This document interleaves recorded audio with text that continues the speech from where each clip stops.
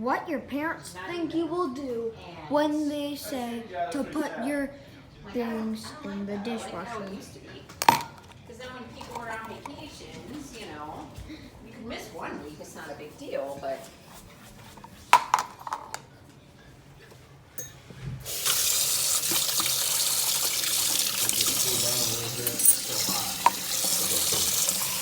Yeah.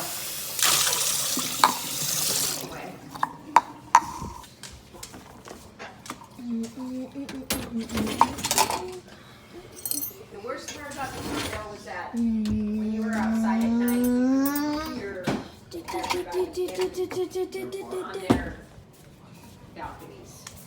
Yeah. But what you really do, when your parents tell you to put you in the dishwasher. You coming in or what? You're such a dumb dog. Can't even barely get to go outside half the time. Do you need